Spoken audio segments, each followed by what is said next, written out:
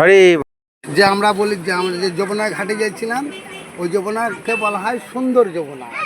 সেই সুন্দর যমুনার তীরে এখানে গর্ভবাস আছে। কথাটা হচ্ছে যে এইখানে নিত্যানন্দের জন্মের পরে নারীটা যে ছেদন করেছিলেন, তার জন্য এই গাছের তলে পুঁতে রেখেছেন। তার জন্য বলা হয় এক চক্কর দৈববাণী কথা, যে জয় নিত্যানন্দ শ্রীগুরু চন্দ্র চরণার বিন্দু হরি দাও হে আমায়, বীর চন্দ্রপুরে বাস বীরত্ব প্রকাশ, হারাই পণ্ডিতের ঘরে জন্মিলে নিতাই, সুন্দর যমুনার তীরে গর্ভবাসের ধারে, বকুল গাছের তলে নারী পোতা আছে তাই।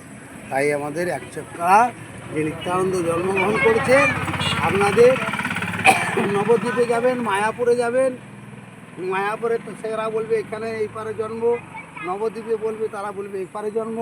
কিন্তু আমার নিত্যানন্দ এক চক্করা গ্রামে যে আমাদের এই নিত্যানন্দের এই জন্মের কোনো ভেদাভেদ নাই, এপার নেই আর ওপার নেই। হ্যাঁ, এপার ওপার কিছু না, এখানে স্বরূপ নারী পোতা নিত্যানন্দ মায়ের গর্ভে জন্মগ্রহণ করলেন, তার জন্য নারী পোতা। এই যে দেখুন, এটা নারী পোতা। নিত্যানন্দ প্রভু জন্মগ্রহণ করেছিল, ধাই মা এসে যখন নারী ছেদন করেছিল, সেই নারী এখানে নিয়ে মালসায় করে এই বকুল গাছে গোড়ায় রেখেছিল। তাই এই হচ্ছে কে নারী পোতা এই নাম। তো এখন জঙ্গল হয়ে গেছে, আগে খুব সুন্দর ছিল দেখার মতো। তো ইনি আমাদের বলছে প্রভু, এ প্রভু হচ্ছে কে বলছে 30 বছর আগে ইনি এখানে ঝাড়পট দিত, ধূপ ধুনো দিত, এখানে সাধন ভজন করতো। সকলেই জানে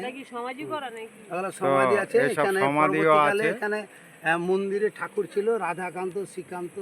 আর যাই হোক, আমাদের এখানে ধামবাস এই প্রভু আমাদের খুব পরিষেবা ভালো দিচ্ছে, আমাদের খুব সুন্দর দর্শন করাচ্ছে। যাই হোক, যদি আপনারা কেউ আসেন কোনো সময়, প্রভু আপনার নামটা বলুন যদি আসেন। আমার নাম হৃদয় দাই। হৃদয় দাই গাড়ি, উনি গাড়ি চালায়, টোটো চালায়। আপনারা খবর নেবেন ওনার সঙ্গে বললে, আপনার 11 নম্বর গাড়ি, 9 নম্বর আর 11 নম্বর গাড়ি। আপনারা যদি কেউ আসেন কোনো সময়, এনার খোঁজ নেবেন, ইনি ভালো পরিষেবা দেবে এবং যেখানে যাবেন তার প্রবচন দেবে, আপনারা শুনতেও পারবেন। এবং ওনার গাড়ি উনি ব্যবহারও খুব ভালো, খুব সুন্দর আমাদের ঘুরিয়েছে, খুব প্রবচনও সব জায়গা দিয়েছে ভালো। এই পন্দ এই নামটা আপনারা জেনে রাখবেন।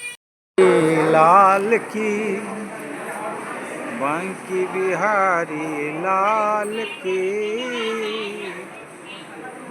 বাঙ্কি বিহারি লাল কি, রসমতি মাইয়া কি।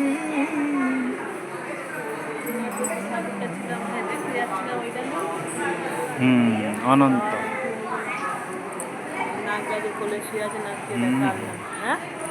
অনন্তলা অনন্ত নাগের উপর।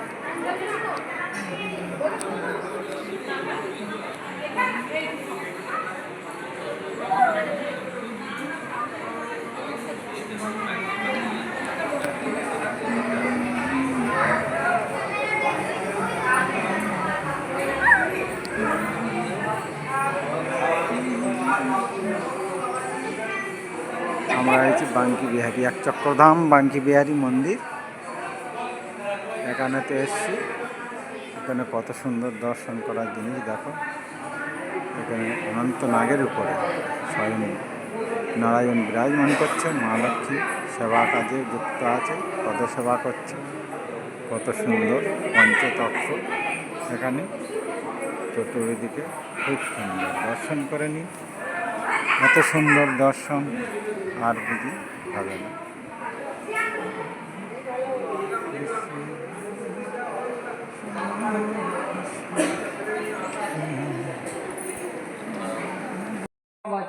এই যে একটা বড় আর ওই যে পাঁচটা আছে। পঞ্চবেল, ওই দেখুন পঞ্চবেল, এই বেলগাছটা বিশাল মহিমা। এই বেলগাছটা কাঁটা ছাড়া বেলগাছ।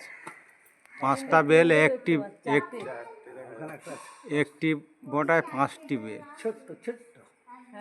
খুব ছোট নিয়ে 5টি বেল এই একটি মোটায়। খুব ভালো করে নিরীক্ষণ করে দেখতে হবে, তবে দর্শন পাবে। তো এটা হচ্ছে কে মহিমা, বিশাল মহিমা। আমাদের খুব অতি ভাগ্য ফলে তবে এই সব দর্শন করতে পারছি। এই বেলগাছটা কাঁটা এই গায়েতে নেই, খুব সুন্দর এর মহিমা কাহিনী শুনলাম আমরা। এখানে এসে খুব সুন্দর। এই বেলগাছটা বহু যুগের বেলগাছ এসে আগো, তোমার মন্দির আমার চোখে। করেছেন। আমরা না দেখা হয় বাবা, আমরা বাড়ি দুটো তিনটে